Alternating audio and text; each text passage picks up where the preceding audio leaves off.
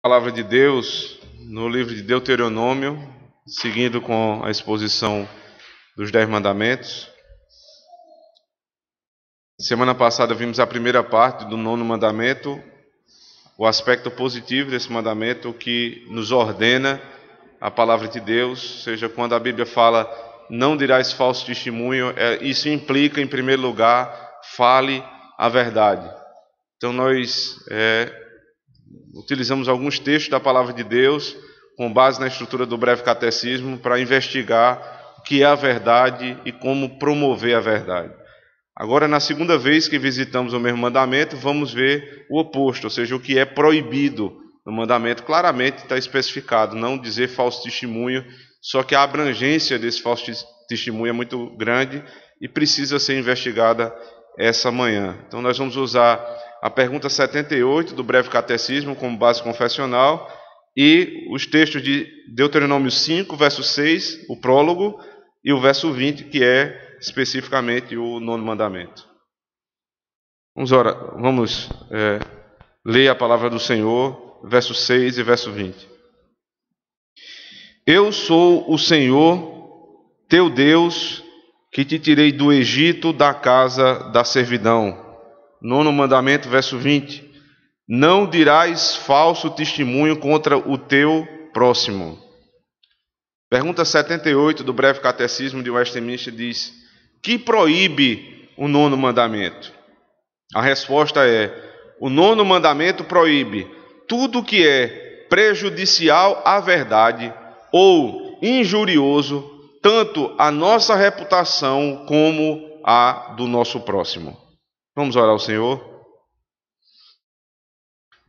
Senhor, nós nos colocamos aos teus pés nessa manhã, como fizeram os teus discípulos no monte onde o Senhor, por meio do teu Filho, os ensinou, pregou aos seus corações, Senhor Deus, aquele que é chamado Sermão do Monte. Nós queremos, Senhor, ser ensinados por Ti, porque temos a certeza que quando a palavra é pregada fielmente pelo ministro que foi separado pelo Senhor, é o Senhor mesmo que fala aos nossos corações. Por isso te pedimos que todo ruído, que toda dificuldade de comunicação seja agora retirada do nosso meio, para que nós possamos ouvir, Senhor Deus, com transparência a Tua voz. Que o Senhor possa, Senhor Deus, nos dar uma mente cativa, um coração quebrantado, um espírito que esteja, Senhor Deus, inclinado a Te ouvir. Que o Senhor use o pregador, Senhor Deus, sabendo das suas limitações, mas pela força e pelo poder do Teu Espírito, falando poderosamente ao Teu povo o Evangelho do Senhor que vem com base na Tua lei. Pedimos isso, Senhor, que o Senhor nos ajude essa manhã. Em Cristo nosso Senhor. Amém.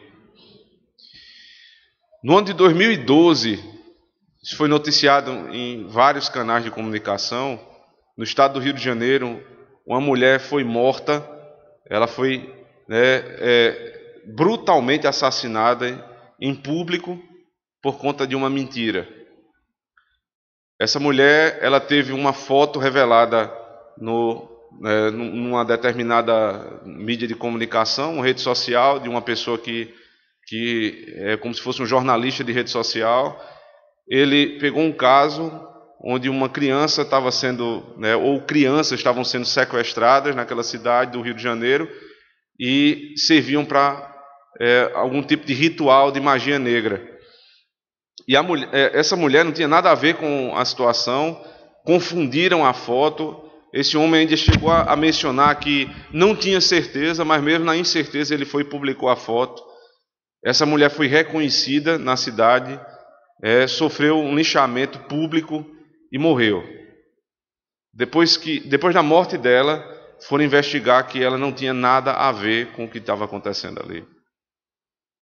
Nós costumamos dizer que inveja mata, mas não temos esse mesmo princípio quando usamos da mentira.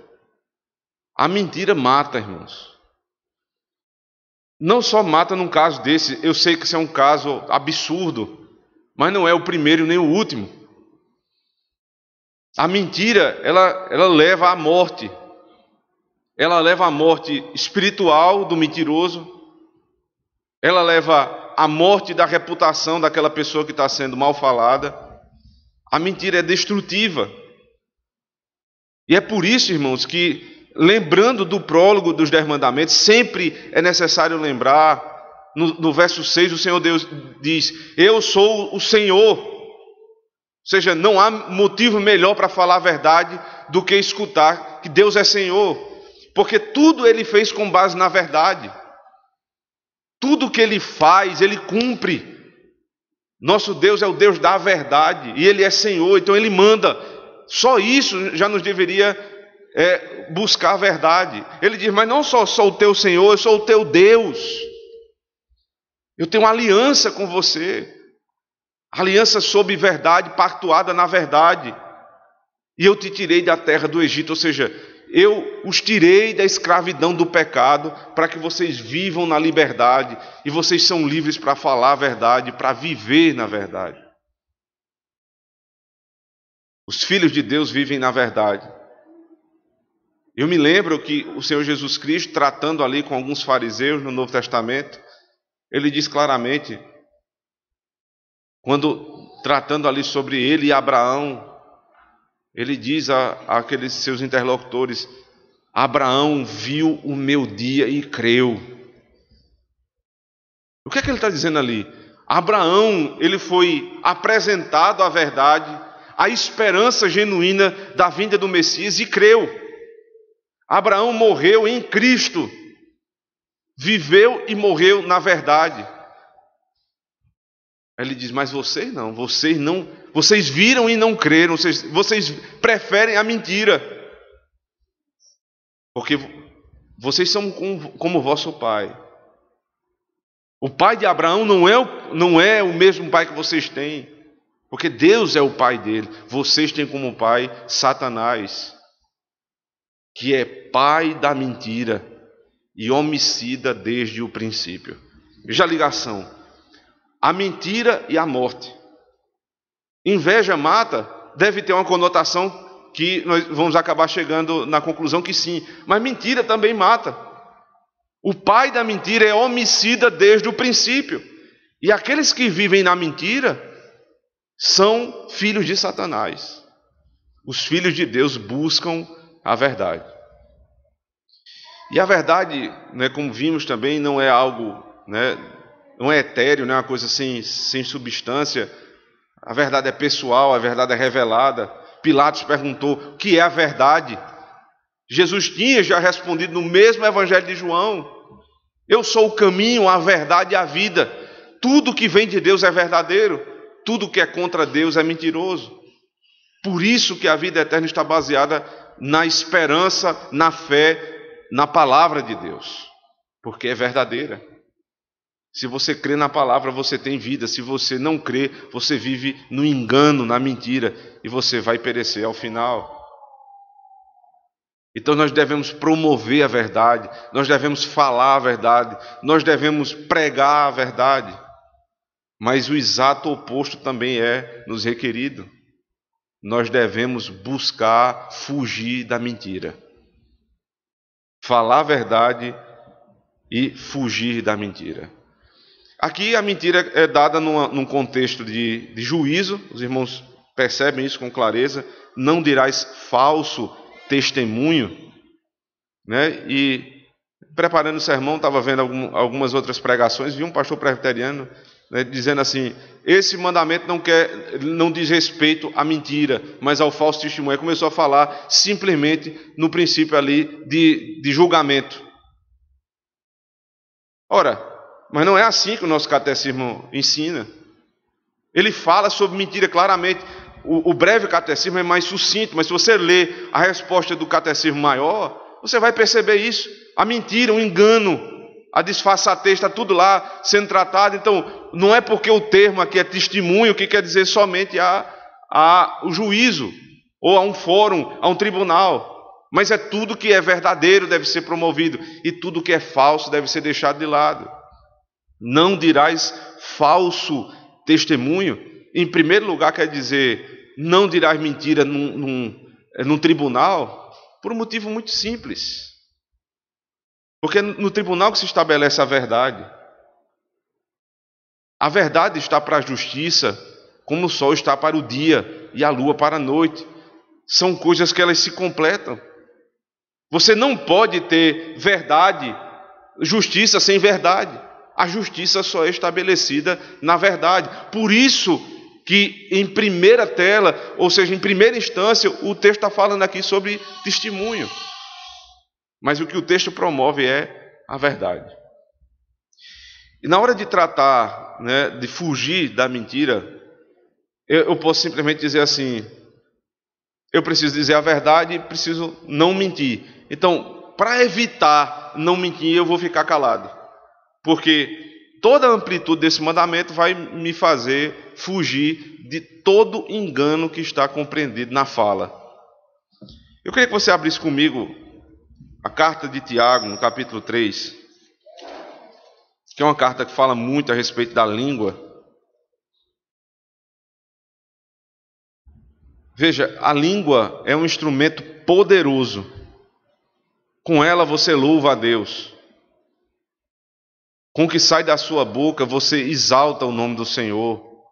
Você elogia sua esposa, você elogia seus filhos. Mas é com essa mesma língua que você maldiz a Deus e as pessoas. O caminho para a língua não é se calar, mas é falar a verdade e ter temor no que vai falar. Veja o que diz Tiago. Verso 1. Meus irmãos, não vos torneis muitos de vós mestres, sabendo que havemos de receber maior juízo. Porque todos tropeçamos em muitas coisas. Se alguém não tropeça no falar, é perfeito varão, capaz de refrear também todo o corpo. Veja, que alerta maravilhoso para os nossos dias. Porque todo mundo decidiu agora ser professor. Todo mundo tem algo para ensinar agora, especialmente na internet. Você vê pessoas que, de uma hora para outra, elas passaram a dar aula sobre um assunto. E como está no nosso meio, eu vou me concentrar num assunto, mas eu sei que muitos outros são tratados. A teologia agora virou campo de debate para pessoas que não têm preparo nenhum, nem têm autoridade para falar sobre o assunto. Você vai passando no Instagram, 7h30, 8 horas, até 9 horas da noite, a quantidade de live que tem, as pessoas ao vivo falando ali, sobre todos os temas da atualidade, especialmente sobre as coisas de Deus, é uma coisa impressionante. A Bíblia diz o contrário: não queiram ser mestres, não queiram ensinar, deixe somente para aqueles que foram separados para isso, treinados para isso, vocacionados, que foram verificados por um concílio, porque você vai cair em erro.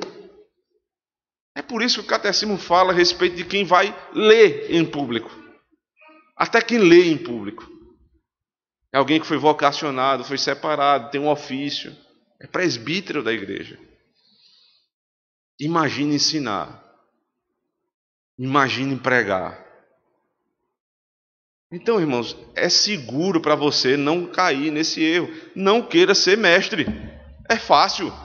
É inclusive muito mais cômodo você ser ensinado do que você ensinar. Por quê? Ele diz: porque todos tropeçamos em muitas coisas. Se alguém não tropeça no falar, é perfeito varão. Ou seja, você fica calado, você é mestre. Você é um poeta calado. Agora, quando você começa a falar do que você não sabe, aí você é tolo.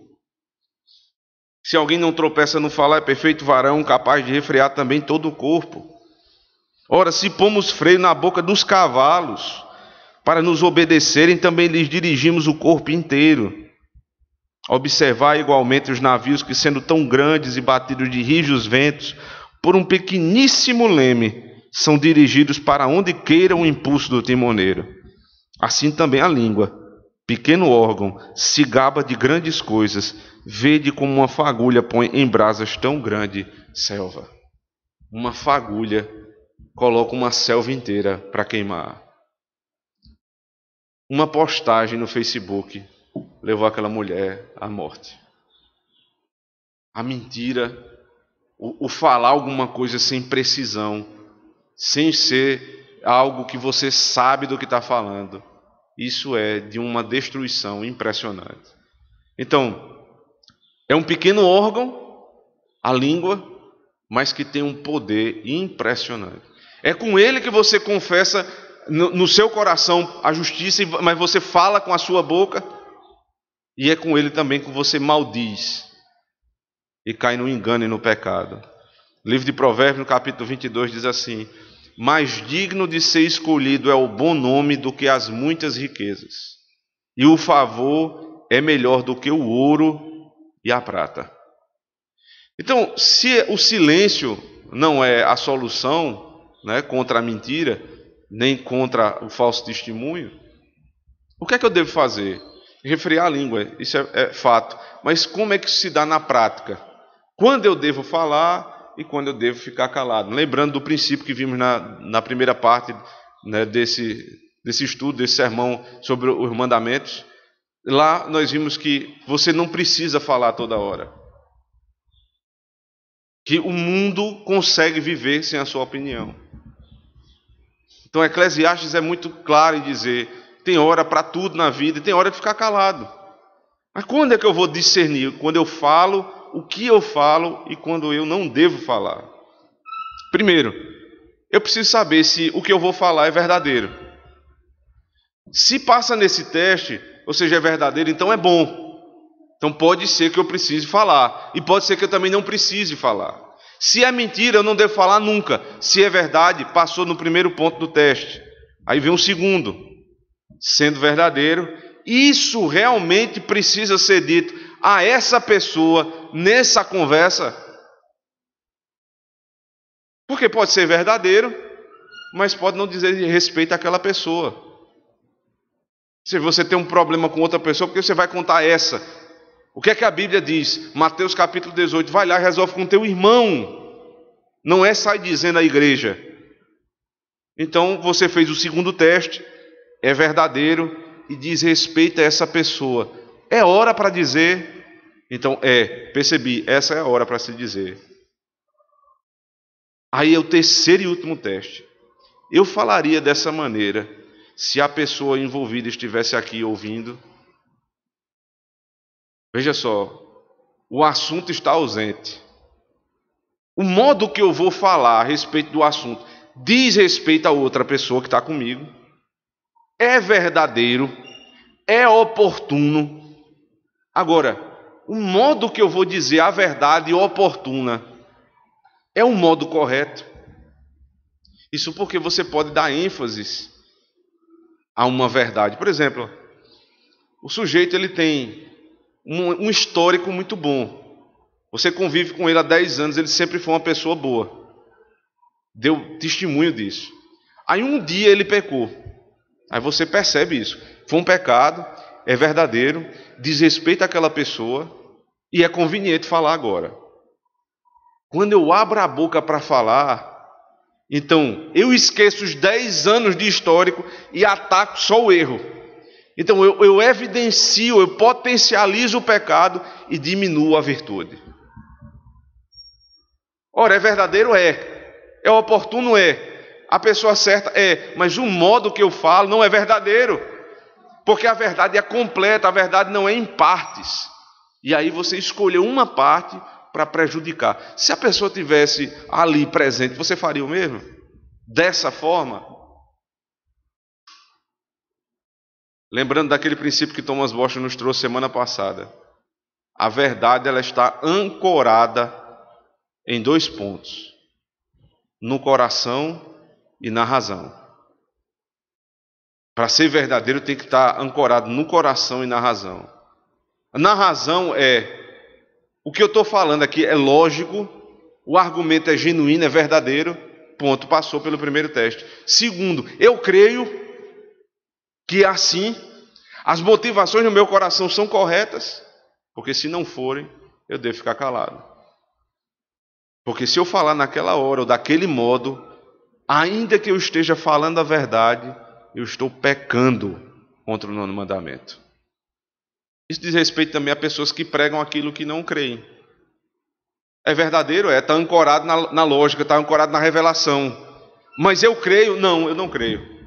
Então eu estou falando a verdade, mas em engano. Eu preciso falar daquilo que eu creio, e aquilo que eu creio precisa ser verdade, porque também somente a intenção não é genuína. Porque tem pessoas que têm toda sinceridade no seu coração, mas elas vão para o inferno com a sua sinceridade. O sujeito que se levanta de manhã e vai se ajoelhar aos pés de um santo, você vai dizer que ele não tem sinceridade, que ele não tem compromisso. Muitas vezes ele tem mais até do que nós temos com o Deus verdadeiro. Mas isso não vai levar ele para o céu, porque ele está apegado a uma mentira. Ou seja, não está, a revelação não é a verdadeira.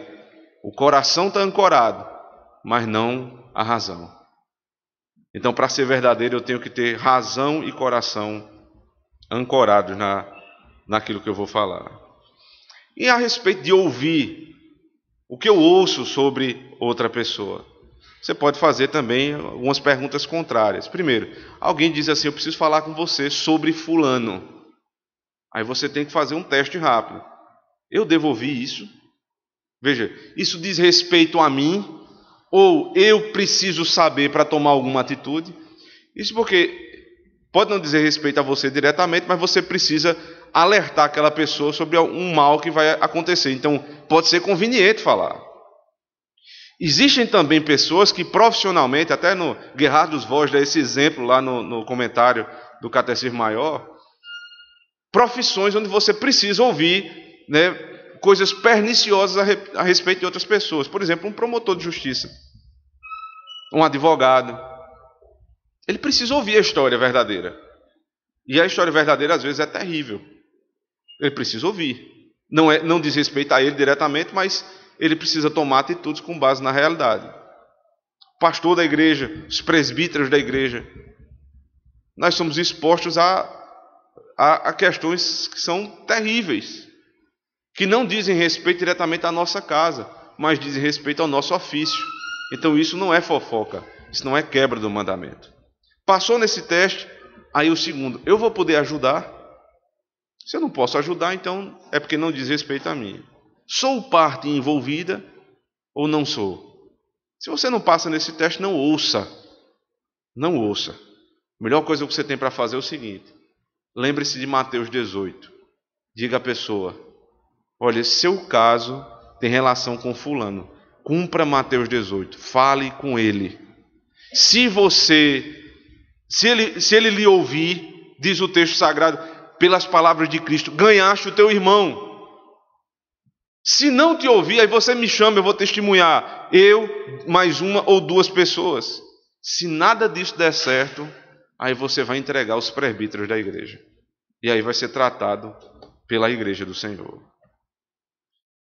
Um antigo rabino disse o seguinte sobre difamação: matem 3, o que difamou, o que ouviu e aquele que dá origem ao assunto e é culpado do erro. Veja, aqui não sobrou ninguém, né? O que difamou, ou seja, falou para alguém que não era parte envolvida e não poderia ajudar. O que ouviu, porque não fez esse teste e parou ali. E o culpado da história, que tem que ser também, né, culpado e ser penalizado pelo seu erro. Thomas Watson diz: aquele que levanta uma calúnia carrega o diabo em sua língua. Mas o que difama, o que recebe, transporta o diabo no seu ouvido. Se você é o fofoqueiro, o mexeriqueiro, como diz a Escritura, o diabo está na tua língua. Mas eu não falei nada, eu só ouvi. Então você transporta o diabo no teu ouvido. Thomas Brooks, mais um puritano citado, diz assim: nós conhecemos os metais pelo som, e pelo som que produzem, e os homens por aquilo que eles falam. Você vai conhecer uma pessoa por aquilo que ela fala.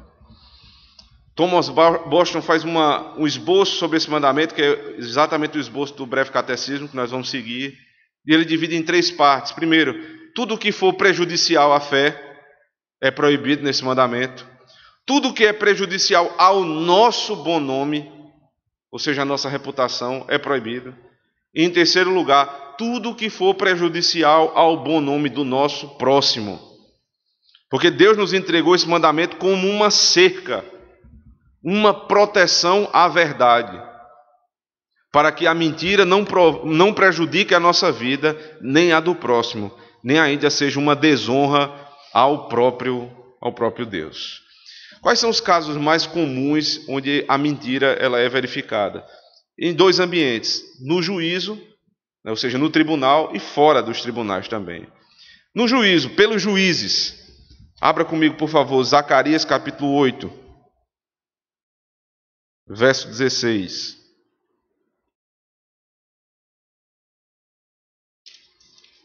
Zacarias 8, 16.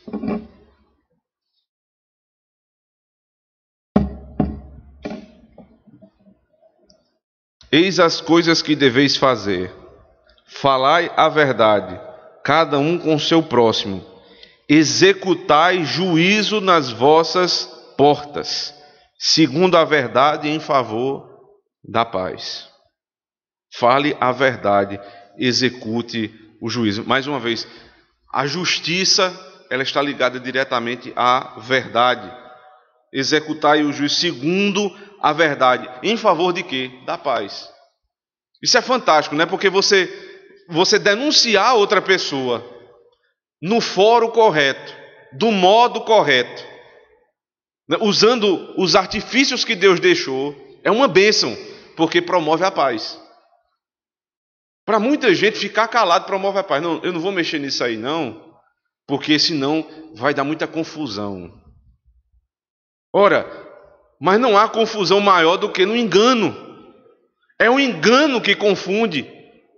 É um engano que traz desgraça para a nossa vida, não a verdade.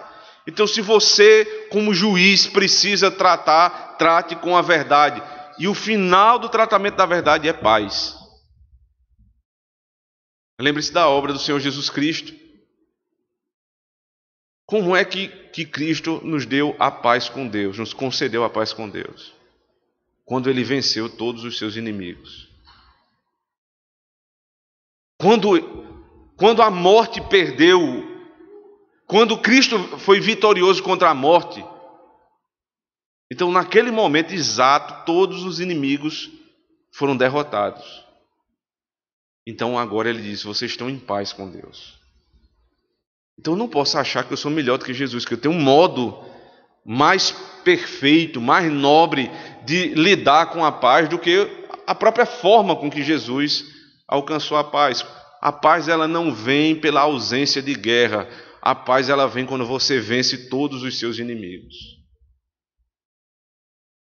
Se você não enfrenta os seus inimigos, você nunca vai ter paz. Aquele que não enfrenta o seu inimigo, ele tem um nome na Escritura. O nome dele é tímido. Na linguagem mais atual, covarde. Não acho que a Bíblia entende que timidez é a pessoa que é introvertida. Pode ser também. Mas a timidez que está sendo colocada, especialmente no livro de Apocalipse, em relação àqueles que não vão habitar na eternidade com o Senhor, é porque são covardes. Não enfrentam os seus inimigos. O puritano diz assim, os juízes devem julgar para Deus, portanto, a verdade deve ser tratada com solenidade, para que de modo algum seja prejudicado em juízo.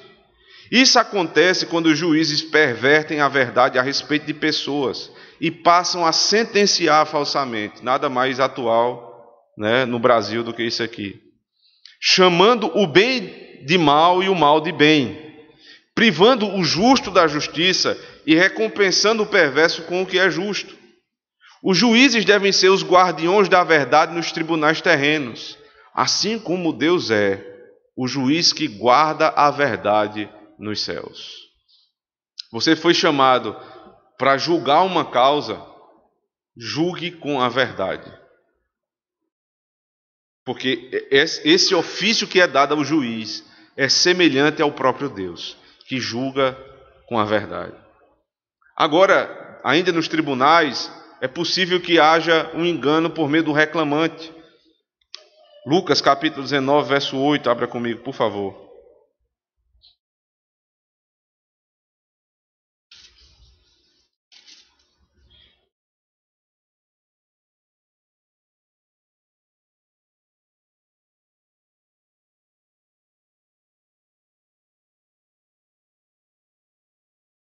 Entrementes, Zaqueu se levantou e disse ao Senhor: Senhor, resolvo dar aos pobres a metade dos meus bens, e se em alguma coisa tenho defraudado alguém, restituo 4 vezes mais. Eu sou culpado, eu acabei de ser acusado. Ele sabia que tinha culpa a respeito do que Cristo disse. Ele parou por ali com as suas próprias defesas. Ele disse: agora eu vou restituir, eu vou pagar pelo meu erro. Salmo 119. Espero que você mantenha a sua Bíblia em mão. Salmo 119, versículo 69.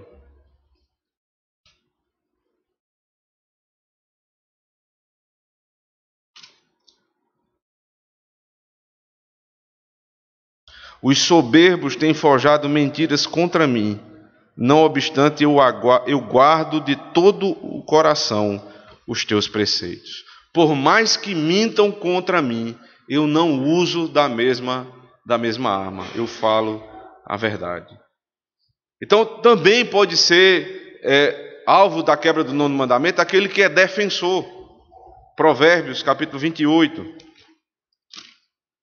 verso 13.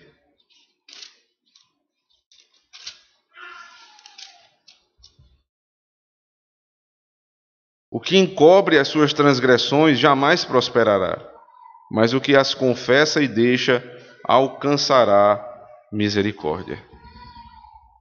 Quando se nega uma justa acusação, sendo chamada a livre confissão, e vendo que os juízes estão prontos para julgar em conformidade com a justiça de Deus, tentam enganar para que hajam de um modo contrário. Esse aqui é um homem que mente a respeito dos seus próprios pecados. Ele vai se defender, mas ele não se defende com a verdade, ele se defende com a mentira.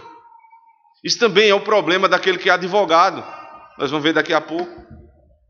Como Tértulo, lá em Atos capítulo 24, que foi chamado para defender uma causa injusta.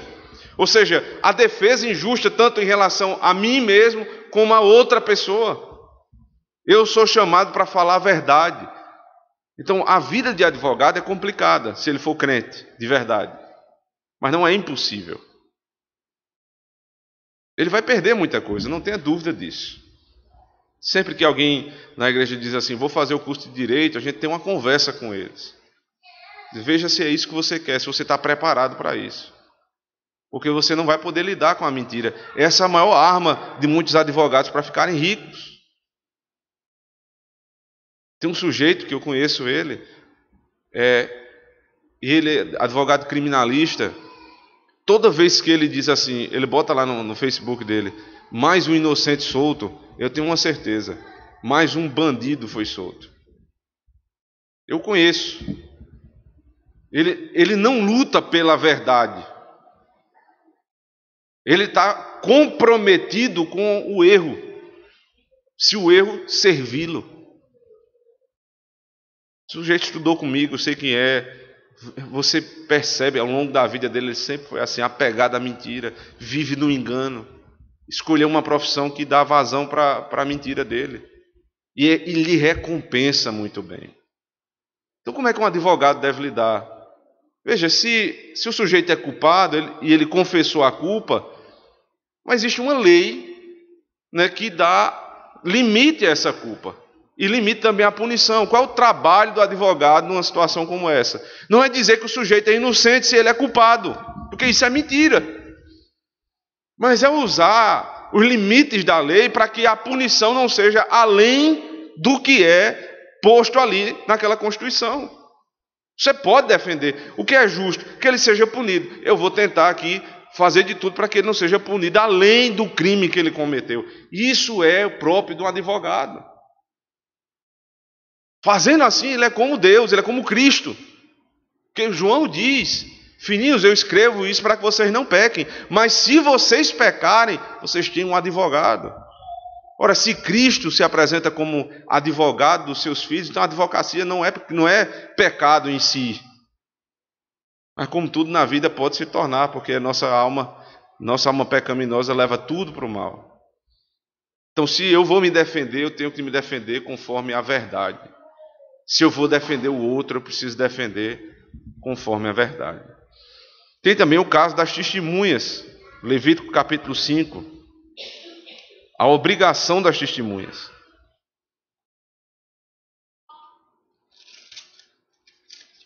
Verso 1.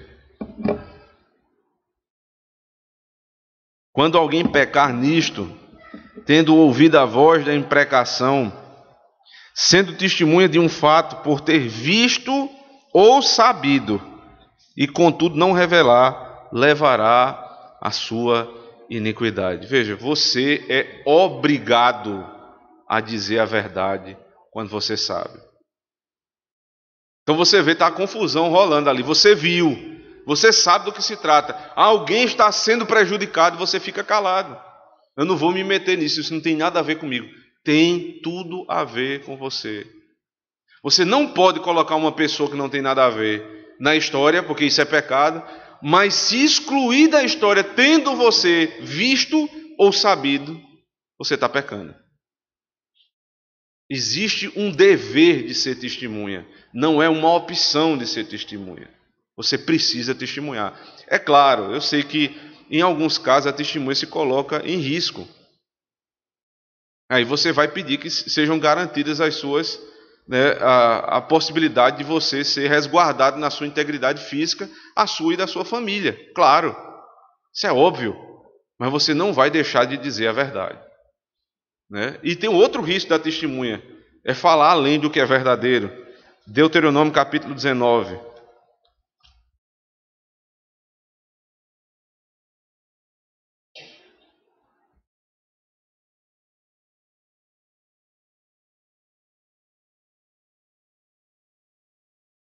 Verso 14 em diante.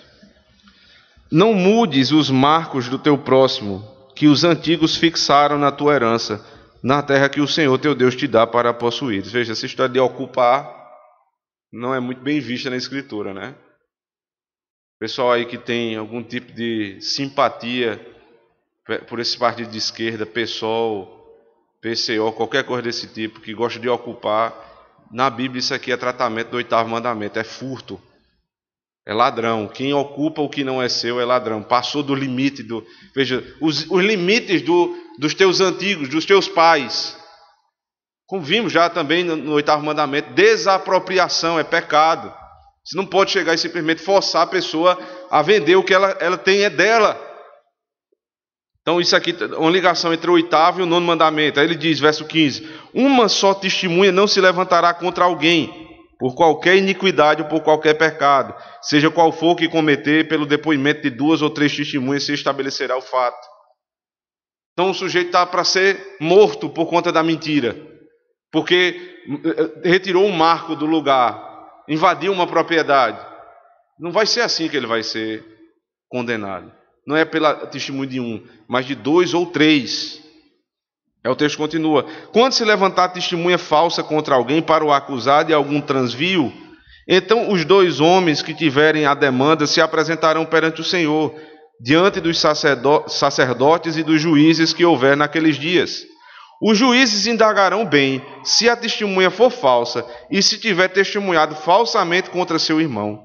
Far-lhe-eis como cuidou fazer a seu irmão, e assim exterminarás o mal do meio de ti, para que os que ficarem o ouçam e temam, e nunca mais tornem a fazer semelhante mal no meio de ti. Não olharás com piedade, vida por vida, olho por olho, dente por dente, mão por mão, pé por pé. Isso aqui demonstra a gravidade da fofoca. O sujeito mentiu, ele se juntou com outro para testemunhar e era mentira. Ele foi pego, os juízes perceberam que aquilo era mentira. O que é que ia ser feito com o acusado? Ele ia morrer, pronto, agora você vai morrer. Isso é a gravidade da mentira. Aí você diz, mas a igreja não faz mais isso hoje, a igreja não mata. Isso porque quem deveria executar seria o Estado. O Estado não faz, mas a igreja cumpre esse mandamento de outra forma. Porque o morrer na Escritura em relação à igreja diz respeito a estar em comunhão ou não com Deus. Adão não morreu fisicamente quando ele pecou, mas ele morreu para Deus. Ele foi retirado da comunhão com o Senhor. Então, quando a igreja percebe que existe falso testemunho, que claramente a fofoca em relação a um determinado tema, o conselho precisa rapidamente agir. E se for comprovado, essa pessoa precisa ser disciplinada, retirada da comunhão, por 2 motivos. Pelo bem da verdade, porque Deus é verdadeiro, pelo nome de Cristo, pelo bem do próprio, né? São 3 motivos, pelo bem do próprio pecador, para que ele possa se arrepender, e em terceiro lugar, para que os outros vejam e temam. Se você não corta um problema desse na igreja, a igreja toda vira uma igreja de fofoqueiro. Mas isso é só na igreja? Não, isso é também em casa. Isso diz respeito de como eu lido com a mentira em casa. Quando nós, para não sermos prejudicados, mentimos, e os nossos filhos veem e aprendem isso conosco. Como eu falei semana passada, chega alguém, diz aí que eu não estou em casa. É bom quando o filho vai lá e diz, meu pai disse que era para dizer que não está em casa. Acabou a mentira ali, né? A inocência da criança faz desse tipo de coisa. Então, quando eu sento à mesa e começo a falar das pessoas da igreja, da família, falar mal, e os nossos filhos estão aprendendo. Eles não aprendem a ter apreço pela verdade e pela reputação, mas pela mentira e pelo engano. Tudo isso é pecaminoso, irmãos. Deve ser tratado com dureza em casa, na igreja e pelo Estado. Agora vamos falar extrajudicialmente, ou seja, fora do tribunal. O comentarista diz assim: talvez alguém se anime a guardar a verdade em juízo, pois sabe que as consequências da mentira naquele ambiente são bastante sérias. Mas como se dá a relação com a verdade fora dos tribunais? Por exemplo, em nossas conversas particulares. Abra comigo Romanos capítulo 1, verso 28. Romanos 1, 28.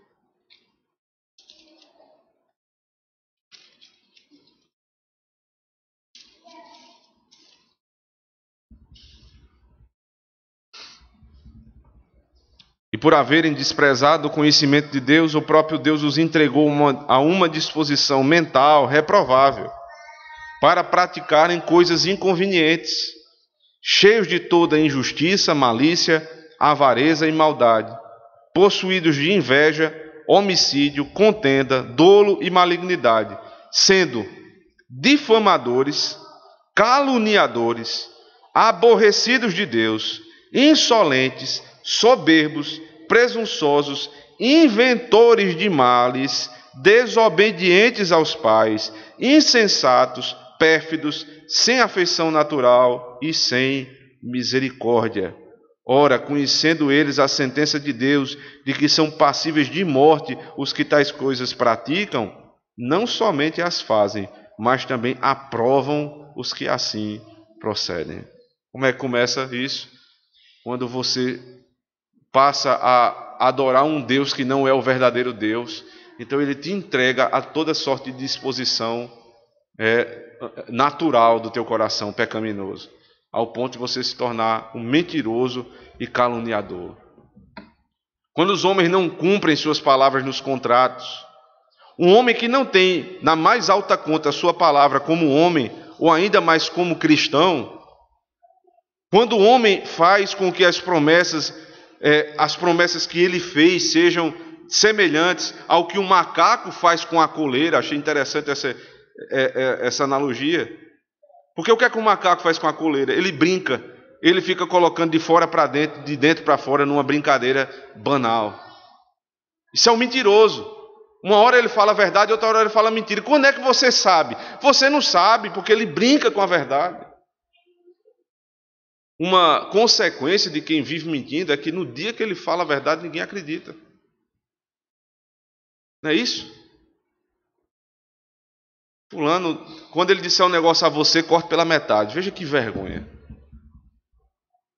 Aí ele disse isso aí, então deve ser metade, 30% do que ele falou é a verdade, o resto é tudo mentira. Nós não temos fidelidade nas nossas conversas. A disposição insensata do coração. Quando falamos indevidamente também nas nossas atitudes, seja pela fala inconveniente, pois existem momentos em que deveríamos nos calar, nós tratamos isso, seja falando a verdade maliciosamente. Abra comigo Atos 16, por favor. Verso 16.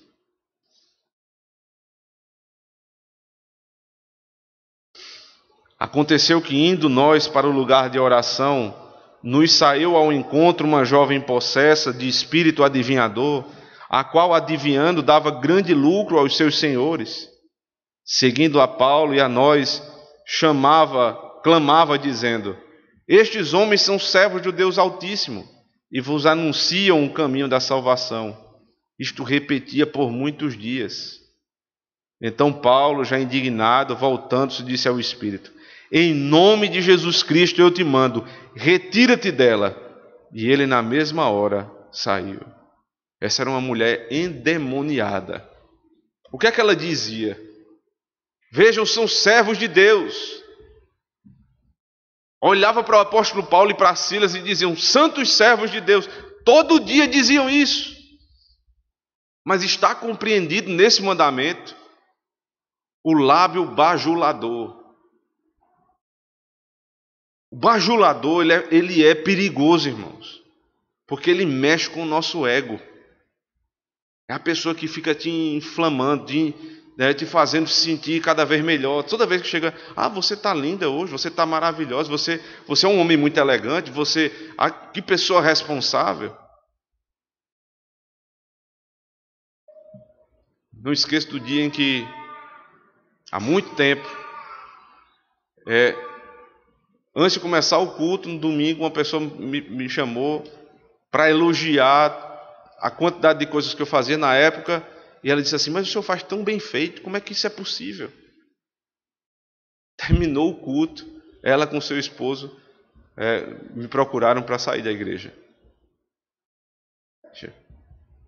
Peraí, mas não estou entendendo, você no começo do culto não estava dizendo aquilo? Não, mas não tem nada a ver com o que a gente está falando aqui agora, não. Isso é bajulação pura, é mentira. Você não deve emprestar os teus lábios para dizer aquilo que não está no teu coração. Fuja do bajulador. Se uma pessoa te elogia todas as vezes que te vê, tenha cuidado com essa pessoa.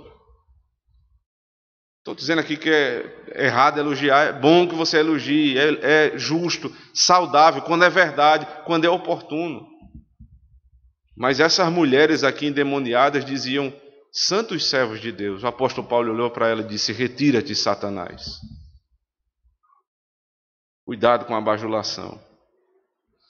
Cuidado também com a perversão da verdade, ou as falsas interpretações e dubiedades que só têm o objetivo de confundir. Veja comigo Mateus 26, verso 60.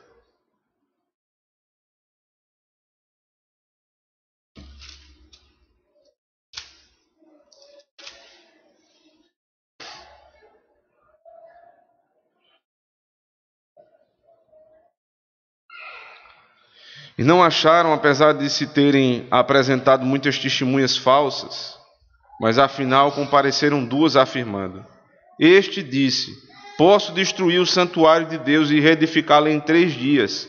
E levantando-se o sumo sacerdote, perguntou a Jesus: nada respondes ao que estes depõem contra ti? Jesus, porém, guardou silêncio. E o sumo sacerdote lhe disse: eu te conjuro pelo Deus vivo que nos diga se tu és o Cristo, o Filho de Deus. Respondeu-lhe Jesus: tu o dissestes. Entretanto, eu vos declaro que desde agora vereis o Filho do Homem assentado à direita do Deus Todo-Poderoso e vindo sobre as nuvens do céu. Então o sumo sacerdote rasgou as suas vestes, dizendo: blasfemou, que necessidade mais temos de testemunhas? Eis que ouvistes agora a blasfêmia.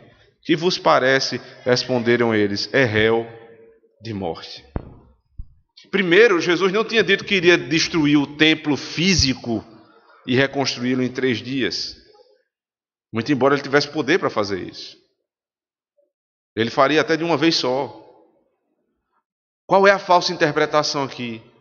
Jesus falou sobre uma coisa, eles disseram outra. Irmãos, em teologia, detalhes fazem toda a diferença. Detalhes fazem toda a diferença. Um dos nossos credos, credo niceno, para que ele ficasse pronto, muito debate houve a respeito de uma letra do alfabeto grego. O iota, se ele tivesse presente ou não tivesse presente. Aquilo ali iria mudar o significado da expressão da natureza de Deus, que Jesus tem a mesma natureza de Deus, ou é semelhante. Os homens piedosos passaram sessões e mais sessões discutindo, orando e buscando para saber exatamente qual é a verdade do Senhor, por conta de uma letra, que faz toda a diferença no que diz respeito à teologia. Então, irmãos, não baixem o nível de exigência teológica que vocês têm para a sua casa. Vocês têm oportunidade de ouvir o que é bom, o que é correto, o que a palavra diz. Aí você diz assim: mas durante a semana eu vou para aquela igreja ali e tal, porque assim, não é uma igreja muito firme, mas eles dizem que Jesus é Senhor, eles pregam a palavra. O erro teológico, ele é sempre sutil, porque essa sempre foi a estratégia de Satanás. Satanás não chegou para Eva e disse assim: abandona o teu Deus e me segue. Ela disse: não foi assim que Deus disse. Ela disse: na verdade eu acho que é porque ele tem medo de vocês se tornarem como ele. Só na terceira investida foi que ela declarou: vocês não vão morrer. Essa semana nós vimos aí um herege contumaz chamado Ed René Kivitz, filho de Satanás. Não de hoje, não desta semana, há muito tempo. Mas como ele tem uma conversinha bonita, como ele abre uma Bíblia e como ele fala uma hora ou outra de Jesus, os irmãos, em suas inocências pecaminosas, muitas vezes já deram ouvido a esse tipo de gente. Eu espero que aqui ninguém, eu estou falando irmãos no sentido geral, da igreja. E se decepcionaram, eu vi pessoas decepcionadas essa semana com o que ele falou. Como é que você se decepciona com o filho de Satanás? Me diga. Um diabo daquele, que falou que a Bíblia não é suficiente, que precisa ser atualizada. Quem vai atualizar? O inferno vai atualizar? A Bíblia é a revelação de Deus.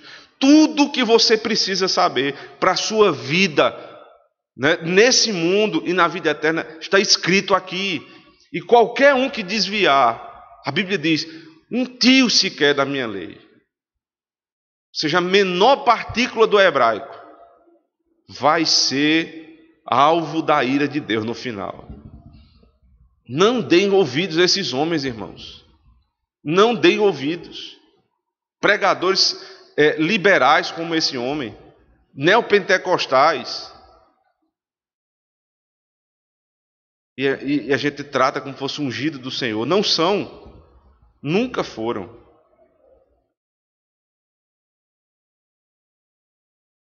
Por fim, já nos aproximando do final, devemos ter cuidado também com o literalismo a respeito do nono mandamento. Em que sentido, irmãos? Existem pessoas que são tão literais quando olham para o mandamento que parecem até com interpretações farisaicas. Por exemplo, no uso de uma figura de linguagem. uma alegoria, uma parábola, uma linguagem hiperbólica, ou seja, você está exagerando para chamar a atenção, uma ironia. Isso não configura a quebra do 9º mandamento, é um recurso da linguagem. Você abrir comigo, Cristo usava isso muitas vezes, João capítulo 15, verso 1, ele diz: eu sou a videira e meu pai é o agricultor. Cristo é uma videira? Óbvio que não. Ele diz: eu sou a porta. Você acha que Cristo é a semelhança de uma porta? Não, irmãos, são recursos de linguagem. É a ignorância que leva um homem a pensar que isso aqui tem que ser interpretado da forma exata. Isso muitas vezes leva a discussões em conversas particulares sem necessidade. Porque uma pessoa usou uma figura de linguagem, uma analogia, uma hipérbole, e o outro se sentiu ofendido. Mas não deveria se sentir, deveria buscar compreender melhor a sua linguagem. Porque uma pessoa que não ama a língua que Deus lhe deu, não vai poder amar Deus, porque Deus se revela por linguagem. Então aprenda isso, irmãos. Contar apenas a parte da história, ou parte da história, que lhe interessa naquele momento. Aí você pega, tem uma verdade completa. Aí você separa uma parte da verdade e diz: é isso aqui, eu estou dizendo a verdade. Mas você não disse toda a verdade. Esse literalismo é pecaminoso. Você não é chamado para escolher partes da verdade e evidenciá-las em conformidade com o seu bel prazer, mas para dizer tudo o que aconteceu. E em terceiro lugar, quando mudamos de opinião por sermos convencidos por boa argumentação. Quantas vezes isso aconteceu na Escritura? Quantas vezes? Isaías foi exortado. Aliás, Isaías exortou o rei Ezequias, que ao ser exortado se arrependeu. Aí você diz: não, mas ele não deu a palavra. Agora está voltando atrás. Sim, mas a argumentação foi boa. Era para o bem dele, ele ia morrer. Então, quando você deu sua palavra e você percebeu por boa argumentação que você fez um juízo equivocado, você não somente pode, você deve voltar atrás. Não se é para o meu prejuízo, mas se é para o prejuízo da verdade. Veja, eu tenho uma discussão com uma determinada pessoa e eu pensei mal dela, porque as informações que eu tinha me levavam a isso. Depois eu verifiquei que eu estava errado. Eu disse: não, mas eu não vou voltar atrás, não, que eu já disse o que tinha de dizer e acabou. Você tem que voltar lá e dizer a verdade. Você precisa aprender a mudar de opinião. E isso não é quebra do mandamento. Nas nossas lições finais, nós devemos ter cuidado, irmãos, com o que nós pensamos a nosso próprio respeito e a respeito do outro. Esse é um problema sério. Abra comigo Êxodo 4, verso 10.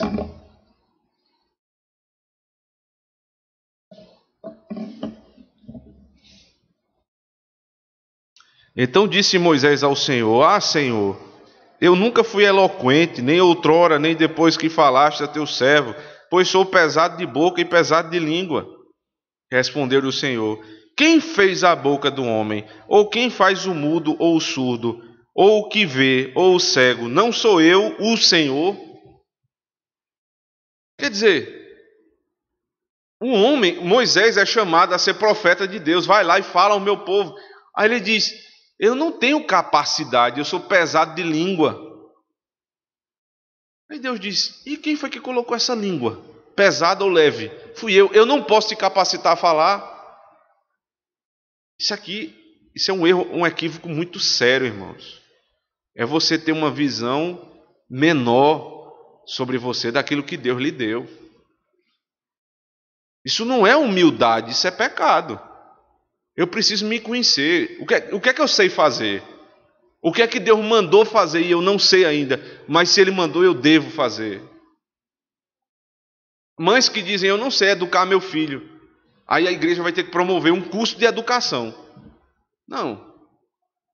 Se você é mãe, e se você é cristã, você está sendo equipada toda semana para ensinar seus filhos. Então você pode sim criar seus filhos. Você é pai, você tem capacidade para ser pai.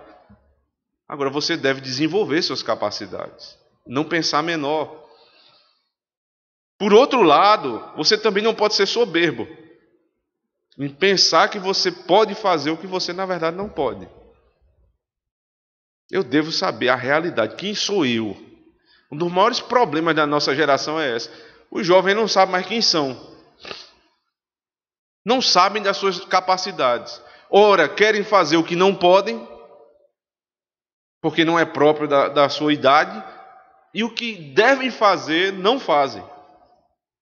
Eu devo saber exatamente quem eu sou, conhecer minhas virtudes e os meus defeitos, e seguir fazendo aquilo para que Deus me chamou a fazer. Em relação ao nosso próximo, devemos pensar o que é bom a respeito deles. Esse é um princípio da nossa fé. Na dúvida, não pense o mal. Na dúvida, pense o que é bom. Provérbios 5, verso 8 e 9.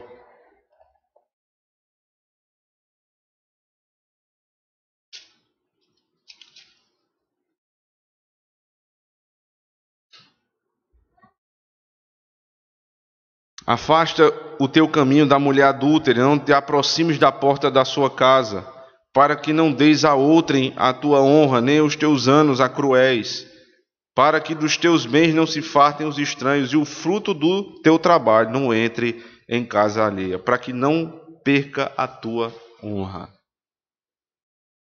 Isso é a mesma coisa de dizer, fuja da aparência do mal. Então eu devo guardar no meu coração aquilo que é bom a respeito do meu irmão, pensar o que é bom, desde que não haja evidência clara que ele realmente pecou, mas na dúvida eu penso o que é melhor. De todas as possibilidades, eu devo buscar a que for melhor. E em segundo lugar, eu devo ter cuidado com a minha própria honra. Fuja da mulher adúltera, ou seja, fuja de toda aparência do mal. Não cuide simplesmente de não fazer o que é mal, mas não dá a entender que você fez o mal. Isso é um trabalho que nós devemos fazer todos os dias em relação ao 9º mandamento. Agora, quando formos pegos em pecado, não devemos negar. Lembre-se de Davi, quando foi pego em flagrante pecado pelo profeta. O profeta revelou. E ele diz, pequei contra ti somente. Esse é o primeiro passo para a restauração. Pois quanto mais negamos a verdade, menos a teremos em nossas vidas. Lembremos de Davi, que foi pego em adultério e imediatamente confessou. Por fim, como nós vimos desde o começo, a língua é um instrumento de bênção e de maldição. Com ela você confessa Cristo, com ela você louva a Deus, você canta os salmos, você ora. Com ela o pregador fala a palavra de Deus, mas é com ela também que você condena, com ela você maldiz. Tenha cuidado com sua língua, porque um dia pediram para homens darem testemunho a respeito de Cristo e Barrabás. Na mesma cidade onde Cristo tinha entrado, naquele domingo anterior, chamado Domingo de Ramos, é assim que é conhecido, e ele entrou gloriosamente em Jerusalém. A população daquela cidade dizia Hosana nas alturas. Na mesma cidade, dias depois, eles preferiram Barrabás a Cristo. Preferiram um ladrão ao Senhor, o Deus da verdade. Sempre que você tiver entre a mentira e a verdade, lembre-se, prefira a verdade, fuja da mentira. O pai da verdade é o nosso Senhor, e o pai da mentira é Satanás, que é mentiroso e homicida desde o princípio. Amém. Vamos orar ao Senhor, irmãos. Senhor nosso Deus, Tua palavra nos garante, Senhor, que ela é a verdade expressa e revelada aos nossos corações. Longe de nós, Senhor Deus, querer adaptá-la a esse mundo. mas nós devemos nos adaptar a ela. Nós devemos colocar nossa vida encaixada na verdade que foi revelada. E isso só é possível se o Teu Espírito nos transformar, para que da nossa boca não saia um engano. Dos nossos pensamentos, Senhor, a revelação seja o guia, o Teu Espírito nos conduza. E para que no nosso viver, Senhor, possamos confirmar a verdade que nos foi revelada em Cristo Jesus. Obrigado, Senhor, porque nossa língua tem servido para louvar o Senhor e para confessar o Teu Filho. E perdoe as vezes que maldizemos a nós mesmos, aos nossos irmãos ou ao Senhor. Nos ajude a buscar a verdade. Cristo é a verdade. No nome dele nós oramos. Amém.